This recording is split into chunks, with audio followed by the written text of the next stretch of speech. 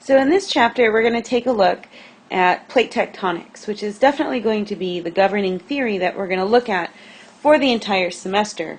So we're going to knock this one out early. But we're going to see that everything we are going to learn from this point on is going to tie back into this idea.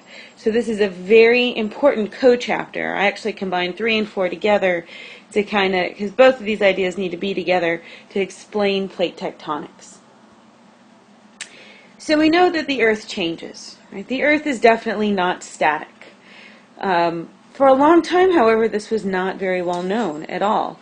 People thought that mountains had been there forever, right? A lot of scientists didn't realize that mountains were once flat land, or maybe under the ocean at one point in time. You can see from this picture down here, if we look way back, this is about 500 and, this one's actually, this looks like it's about 200 million years ago. If you take a look here, notice here's the equator, and North America, right, this is Canada, Louisiana's way down here. Notice that it's straddling the equator longwise. Right? So this definitely shows us that our continents move over time. We're going to talk about also how we know our continents are moving. Today we understand that the plates are moving due to this idea called plate tectonics. This is the unifying theory for geology, just like evolution is the unifying theory for biology. What we know now today, right, is that this definitely has changed the way we view the Earth. And what's fantastic is everything that we know about the Earth nicely sums up, right, and nicely ties into plate tectonics.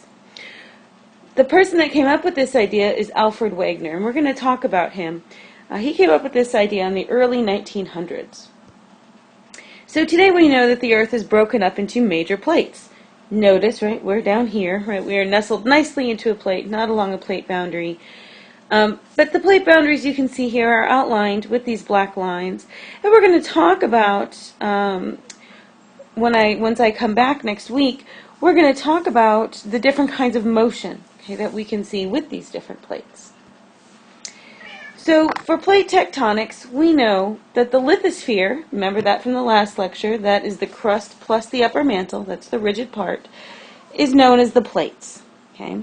And we talked about this as well in the last week, that plates can be made up of continental or ocean crust, right? And they're going to float essentially on top of that asthenosphere.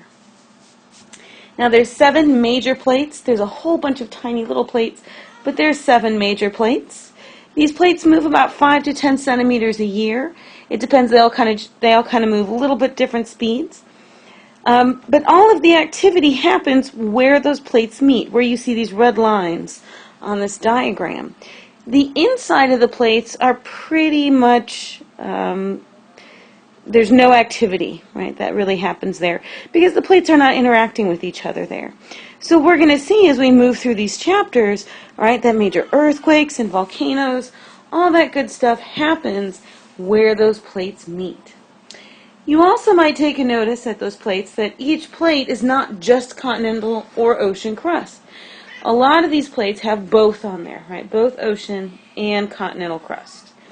And these plates aren't permanent. They can change shape, size, and location over geologic time.